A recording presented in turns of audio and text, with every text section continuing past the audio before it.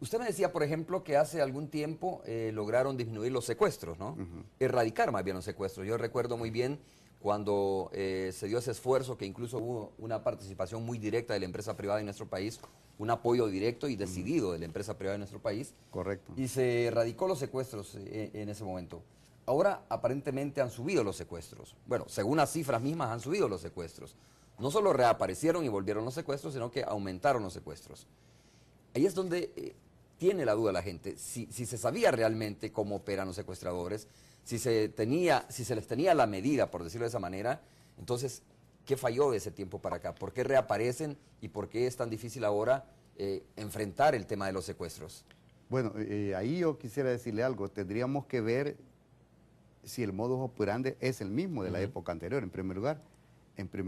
En segundo, si son las mismas personas o las estructuras delincuenciales anteriores o son diferentes habría que ver muchas causas porque se están cometiendo. Es que el delito se está cometiendo no porque las estructuras anteriores lo cometieron, lo van a seguir cometiendo el otro año. Habría que ver las causas que están originando el resurgimiento de eso y qué personas lo están y el realizando. modo de operar, según el usted. modo de operar, porque esa información no la tengo, pero las situaciones se dan diferentes, las épocas son diferentes, los sujetos que la dan son diferentes. Yo recuerdo que ciertas personas que cometían secuestro en esa época, cuando se le empezó a combatir eficazmente, lo que hicieron es trasladarse a otros delitos, se dedicaron a robar furgones. ¿Por qué? Porque ellos sabían que se le estaba atacando y se le estaba contrarrestando bastante. Y en segundo lugar, la penalidad era bastante. Se les incrementó la pena. Y yo me recuerdo un caso que una de las personas que estaba involucrada en un secuestro hasta se suicidó cuando la iban a capturar. Entonces yo me quedé con esa inquietud, ¿por qué se suicidó esta persona? Y entonces me comuniqué con este amigo que tenía mayor experiencia de Colombia y me dijo, es que mira, Romeo, él sabía que vio una pena de por vida. Claro. Entonces dijo, mejor para irme a estar toda mi vida en centro de detención, se suicidó. Eso en primer lugar. Y en segundo lugar, que ellos vieron, ya dejaron de, digamos, como este delito, hicieron una cosa sucedánea y se dedicaron al delito del robo de furgones. Entonces ahí habría que ver qué estructura esto lo están plantea un comenzando. reto, Claro, supongo yo. Hay que hacer un análisis, no claro, solo decir, mire, el secuestro resurge y son las mismas personas, no. El secuestro es un objetivo. Esta es una deuda que está pendiente, se Sí. plantea un reto. Si usted dice de repente el modo operandi de los secuestradores probablemente haya cambiado, ¿ya? Los secuestradores probablemente no sean los mismos, significa que se tiene que estar capacitando a los fiscales en Claro. esto, ¿ya? Entonces, vuelvo a lo que hemos estado preguntando un poco. No ha habido esa visión anteriormente respecto al tema de la capacitación.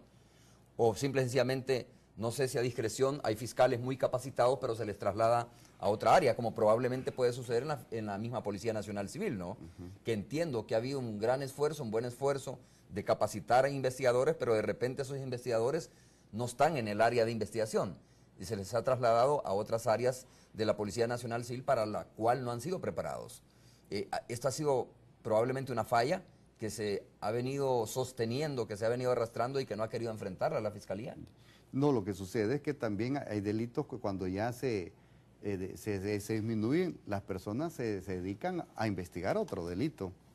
Por ejemplo, para citarle un ejemplo, si se está dando antes no se daba el homicidio y una persona estaba en una unidad, se empiezan a asignarles casos de diferentes naturaleza. Para el caso, ahí en el 2000 nadie hablaba mucho de las extorsiones. Y entonces se tiene que capacitar y el fiscal va adquiriendo como el investigador la experiencia del modus operandi de X o Y delincuente. Y no podemos decir que el fiscal no está capacitado cuando este delito no sabíamos cómo se realizaba. Entonces no podemos decir, mire, este fiscal no tiene la experiencia cuando el delito no hemos tenido esa vivencia de cómo se está realizando. Ok, fiscal, antes de ir al enlace con la Radio 109, yo quiero leerle algunos correos. Este me parece importante, de Yadira Centeno. Dice, quiero preguntarle al señor fiscal algo tan elemental. ¿De quién es el edificio? Dice, con nombre y apellido, donde funge o está instalada la Fiscalía General de la República. Y la otra pregunta, luego de tanto año de estar alquilando con esa cantidad onerosa, de mensualidad, dice, ¿por qué razón no se construye un edificio propio en un terreno público y se acabó el problema? ¿Acaso eso no sería, dice, una buena medida? Si bien se va a gastar plata para construirlo, al final ya no se invertiría esa cantidad de plata. Responda, por favor, dice fiscal, respecto a esa pregunta. ¿De quién es el edificio con nombre y apellido? Dice. Bueno, el edificio desconozco porque no he visto el contrato, el nombre, y si lo supiera no se lo dijera a nadie por la situación delincuencial que se está viviendo. Puede No ser se un lo dijera. consorcio, ¿no? Sí, y yo no sé si es una persona natural o si es una persona jurídica. Con respecto a los onerosos, yo también soy de esa idea que la institución tiene que tener su propio edificio, pero también tenemos que ver si tenemos los recursos, si tenemos el financiamiento para lograr eso. Lo mejor es que como la Fiscalía de Guatemala, que tuve oportunidad de conocer, tiene un edificio bonito, mejor que el que nosotros estamos alquilando, y le donaron el terreno. Todas esas gestiones las voy a hacer en su debido momento, pero yo soy realista, si contamos con los recursos, contamos con el terreno, contamos con el financiamiento, yo soy de las personas que la Fiscalía tiene que tener su edificio propio. Bueno, hacemos la pausa comercial, regresamos en breve. Pero vamos con más correos. Dice, gracias por este programa de tanta calidad, Romeo, que tienes. Quiero preguntarle al señor fiscal electo por el caso de Orlando Mena, ¿qué piensa hacer? Dice, pues este sujeto se robó los fondos en custodia de 4 meses de los trabajadores de la alcaldía. Y hay un caso que obviamente habrá que investigar para ver si realmente es cierto, ¿no? Armando Canales dice, Romeo, esperamos con el nombramiento del nuevo fiscal Barahona, el cual ha sido acertado, pues goza de la credibilidad, pueda esclarecerse muchos de los casos de corrupción y narcotráfico, como el caso del Chele Torres, dice, como el caso de Federico Bloch, David Gutiérrez, Garry Safi y muchos más que fueron cerrados y la sociedad clama justicia y saber los culpables de esto, dice. Bueno, así rápidamente Armando Canales nos enumera 3, 4 casos que de verdad han sido han llegado a la fiscalía, pero que no ha tenido la continuidad, ¿no? Bastante interesante sobre el caso del Chele Torres, que dice que en su momento llegó una investigación a la fiscalía y no se supo más. Como que hay casos que son como llamará de tusa, que decimos, de repente llegan a la fiscalía, se hace la gran pompa, pero no se le da mucho seguimiento a esos casos. Bueno, con respecto por el orden quizás con el señor Orlando Mena, habría que ver este caso si estamos hablando de la retención o apropiación de las cuotas laborales.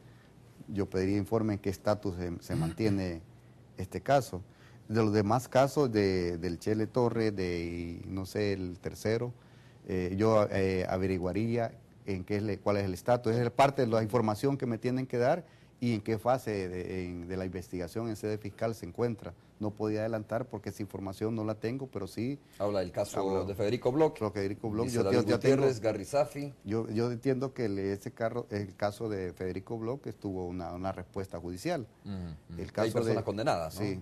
El caso del señor David Gutiérrez, desconozco si hay alguna denuncia en sede fiscal y lo voy a indagar al respecto. Como ya he dicho, todos los casos se van a investigar y todos los casos van a tener una respuesta de la Fiscalía para poder promover la acción penal.